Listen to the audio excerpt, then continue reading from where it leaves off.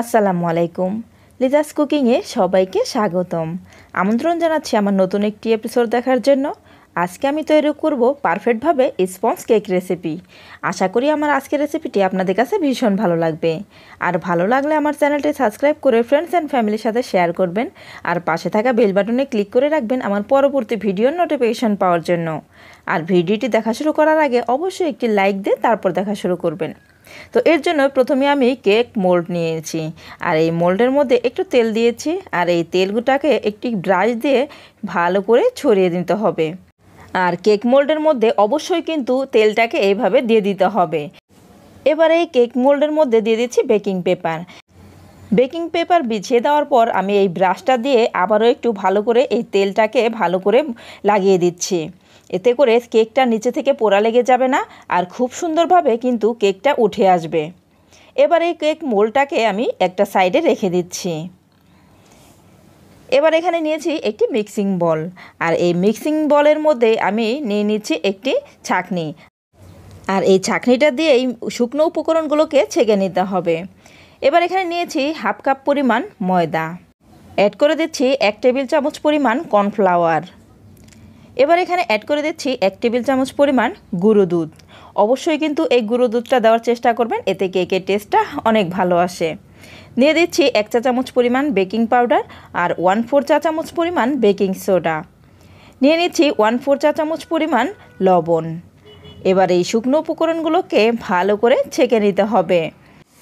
আর এই শুকনো উপকরণগুলোকে যদি বারবার ছেঁকে নেওয়া যায় তাহলে কিন্তু কেকের রেজাল্টটা অনেক ভালো আসে। ছেঁকে নেওয়ার পর এখানে যে অবশিষ্ট অংশগুলো থাকবে এই অংশগুলোকে আমি ফেলে দিচ্ছি। এবার একটি প্যাচুলা দিয়ে এই উপকরণগুলোকে ভালো করে নেড়েচেড়ে মিশিয়ে নিচ্ছি। এবার একটি ঢাকনা দিয়ে এই শুকনো উপকরণগুলোকে ঢেকে একটা সাইডে রেখে দিচ্ছি। এবার নিয়েছি একটি মিক্সিং বল, আর এই মিক্সিং বলের মধ্যে দিয়ে দিচ্ছি 3টি ডিম।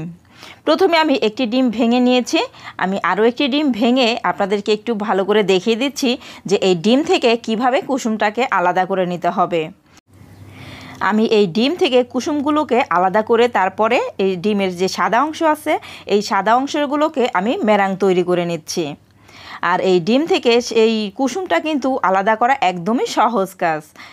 এবার এখানে যে আমি একটি ডিম ভেঙে নিয়েছি, এই ডিমের কুসুমটাকে আমি একটি চামচ দিয়ে এভাবে তুলে নিচ্ছি। আপনারা চাইলে সবগুলো ডিম এখানে ভেঙে দিয়ে এভাবে চামচ দিয়েও কিন্তু তুলে নিতে পারেন। এখানে 3টি ডিমের কুসুম একসাথে করে নিয়েছি। এবার এই ডিমের কুসুমগুলোকে একটা সাইডে রেখে দিচ্ছি, আমরা এই ডিমের কুসুমগুলোকে পরে ব্যবহার করব। এবার এই ডিমের সাদা অংশটাকে আমি মেরাং তৈরি করে নিচ্ছি। এর জন্য আমি এখানে বিটার নিয়েছি, আর বিটার দিয়ে এইটাকে বিট করে নিচ্ছি।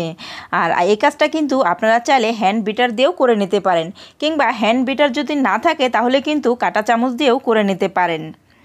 আমি কিছুক্ষণ বিট করে নেওয়ার পর এখানে দিয়ে দিচ্ছি হাফ কাপ পরিমাণ চিনি। আর হাফ কাপ পরিমাণ চিনি কিন্তু আমি পুরোটাই একসাথে দেব না, একটু একটু করে দিয়ে আমি বিট করে নিচ্ছি। আর এটাকে আমি 2 থেকে 3 বার দিয়ে বিট করে নেব। একসাথে দিলে কিন্তু ডিমের এই মেরাংটা নষ্ট হয়ে যেতে পারে, সেজন্য একটু একটু করে দিয়ে ভালো করে বিট করে নিতে হবে। এবার একটি প্যাচোলা দিয়ে ভালো করে নেড়েচেড়ে দিতে হবে যেন চিনিটা নিচে দলা পেকে না থাকে। চিনি যদি দলা পেকে থাকে তাহলে কিন্তু এই কেকটা একদমই ভালো হবে না, সেজন্য একটু পর পর একটি প্যাচোলা দিয়ে ভালো করে নেড়ে উল্টিয়ে পাল্টিয়ে দিতে হবে। এবার এখানে দিয়ে দিচ্ছি 2 টেবিল চামচ পরিমাণ সয়াবিন তেল।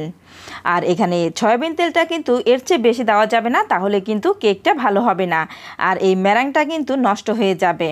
আর স্পঞ্জ কেকের ক্ষেত্রে কিন্তু তেলটা বেশি প্রয়োজন হয় না, সামান্য অল্প তেলেই কিন্তু স্পঞ্জ কেকটা খুব ভালো হয়। তেলটা দিয়ে আমি আবারও ভালো করে বিট করে নিয়েছি। এবার এখানে দিয়ে দিচ্ছি সেই ডিমের কুসুম, আর 3টে ডিমের কুসুম আমি একসাথে দিয়ে দিব না, অর্ধেকটা দিয়ে দিয়েছি, অর্ধেকটা দিয়ে আমি একটু বিট করে নিচ্ছি। এবার বাকি অর্ধেকটা দিয়েও ভালো করে বিট করে নিচ্ছি।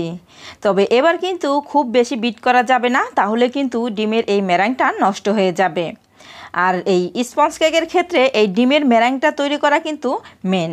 এটা যদি ভালো না হয় তাহলে কিন্তু একদমই স্পঞ্জ কেক ভালো হবে না, আর এই মেরাংটা যদি ভালো হয় তাহলে কিন্তু স্পঞ্জ কেকটা একদম পারফেক্ট হবে। তো দেখতেই পাচ্ছেন আমার এই মেরাংটা কিন্তু একদম পুরোপুরি রেডি। এবার এর মধ্যে শুকনো উপকরণগুলোকে দিয়ে ভালো করে মিক্স করে নিতে হবে। আর এই শুকনো উপকরণগুলোকে কিন্তু একবারে দেওয়া যাবে না, আমি এগুলোকে 2 থেকে 3 বারে দিয়ে ভালো করে মিক্স করে নিচ্ছি। আর এই মিক্স করে নেওয়ার ক্ষেত্রে অবশ্যই কিন্তু একটু ধৈর্য সহকারে মিক্স করে নিতে হবে। যতটুকু পারেন সময় নিয়ে তারপরে মিক্স করে নেবেন। এই মিক্স করে নেওয়াটা যত সময় নিয়ে আপনি মিক্স করে নেবেন ততই কিন্তু আপনার কেকটা পারফেক্ট হবে। তো দেখতে পাচ্ছেন আমি কিন্তু একবারে দিয়ে মিক্স করিনি, আমি কিন্তু কয়েকবারে এগুলো দিয়ে মিক্স করে নিয়েছি। আর এতেই কিন্তু আমার কেকটা একদম পারফেক্ট হবে। কিছু কিছু টিপস ফলো করলে কেকটা কিন্তু একদম পারফেক্ট হবে। এবার এখানে দিয়ে দিচ্ছি 1 চা চামচ পরিমাণ ভ্যানিলা এসেন্স। আর ভ্যানিলা এসেন্সটা দিয়ে আমি খুবই আলতো হাতে মিক্স করে নিচ্ছি। আর ভ্যানিলা এসেন্সের পরিবর্তে কিন্তু আপনারা এখানে ভ্যানিলা পাউডারটাও দিয়ে দিতে পারেন। আমার কাছে ভ্যানিলা এসেন্সটা আছে, সেজন্য আমি ভ্যানিলা এসেন্সটাই দিয়ে দিয়েছি। আর এগুলোকে যদি আপনারা একটু তাড়াহুড়ো করে মিশাতে যান তাহলে কিন্তু কেকটা একদমই ভালো হবে না, আর কেকটা কিন্তু বসে যাবে। তো আমার কেকের ব্যাটারটা কিন্তু পুরোপুরি রেডি। এবার আমি কেক মোল্ডের মধ্যে এই ব্যাটারটাকে ঢেলে দিচ্ছি। আর অবশ্যই একটু উঁচু করে কেক মোল্ডের মধ্যে ঢেলে দিতে হবে, এতে যদি ভিতরে বাবলস থাকে সেই বাবলসগুলো বের হয়ে যাবে। মোল্ডের মধ্যে ব্যাটারগুলোকে ঢেলে দেওয়ার পর একটি কাঠি দিয়ে এভাবে একটু নাড়াচাড়া করে দেবেন, এতে করে ভিতরে যদি কোনো বাবলস থেকে থাকে সেগুলো বের হয়ে যাবে। আর অবশ্যই কিন্তু এভাবে একটু ট্যাপ করে দিতে হবে, কারণ স্পঞ্জ কেকের ক্ষেত্রে কিন্তু একটু বেশি করে ট্যাপ করে দিতে হয় যেন ভিতরে ফাঁকা না হয়। ভিতরে ফাঁকা হলে কিন্তু কেকটা একদম ভালো লাগে না। এদিকে চুলায় একটি হাঁড়ি বসিয়ে আমি গরম করে নিয়েছি। এবার এই হাঁড়ির ভিতরে মোল্ডটাকে বসিয়ে দিয়েছি। আর বসানোর সময় একটু খেয়াল রাখতে হবে যেন কেক মোল্ডটা বাঁকা হয়ে না বসে, তাহলে কিন্তু কেকটা বাঁকা হবে। এবার একটি ঢাকনা দিয়ে ঢেকে অপেক্ষা করছি 30 মিনিট। ফিরে আসছি 30 মিনিট পর। 30 মিনিট পর ঢাকনা খুলে একটি টুথপিক দিয়ে কেকটাকে চেক করে নিচ্ছি। টুথপিকটা কিন্তু একদম ক্লিন এসেছে, তার মানে কেকটা হয়ে গিয়েছে। কেকটাকে এবার চুলা থেকে নামিয়ে ঠান্ডা করে নিয়েছি। এবার একটি নাইফ দিয়ে এই কেক মোল্ড থেকে কেকটাকে এভাবে একটু ছাড়িয়ে দিতে হবে, এতে করে কেকটা তুলে নিতে কিন্তু একদমই ইজি হবে। এবার একটি প্লেট দিয়ে এভাবে একটু উপর করে দিলেই কিন্তু কেকটা ইজিভাবে উঠে আসবে। আর যদি না উঠে আসে তাহলে এভাবে একটু ট্যাপ করে দিতে হবে, একটু ট্যাপ করে দিলেই কিন্তু কেকটা নিচে চলে আসবে। এবার কেকের উপর থেকে বেকিং পেপারটাকে তুলে নিচ্ছি। তো ফ্রেন্ডস দেখতে পাচ্ছেন কত সুন্দর একটা কালার এসেছে। এবার আমি কেকটাকে উল্টিয়ে দেখিয়ে দিচ্ছি। কেকটা কিন্তু ধরা যাচ্ছে না, এতটাই নরম আর সফট। তো ফ্রেন্ডস দেখতেই পাচ্ছেন কেকটা কতটা নরম তুলতুলে হয়েছে। কেকটা এতটাই তুলতুলে হয়েছে যে মনে হচ্ছে যেন ধরলেই ছিঁড়ে যাবে। এবার একটি নাইফ দিয়ে কেটে এর ভিতরটাকে দেখিয়ে দিচ্ছি এর ভিতরটা ঠিক কেমন হয়েছে। এরকম নরম তুলতুলে আর সফট কেক তৈরি করতে চাইলে কিন্তু অবশ্যই আমার রেসিপিটি ফলো করতে হবে। তো ফ্রেন্ডস দেখতে পাচ্ছেন আমার এই কেকের ভিতরটা ঠিক কেমন হয়েছে। বাসায় যদি আপনি এরকম নরম তুলতুলে আর সফট কেক তৈরি করে সবাইকে খাওয়াতে পারেন, সবাই আপনার প্রশংসা করতে বাধ্য।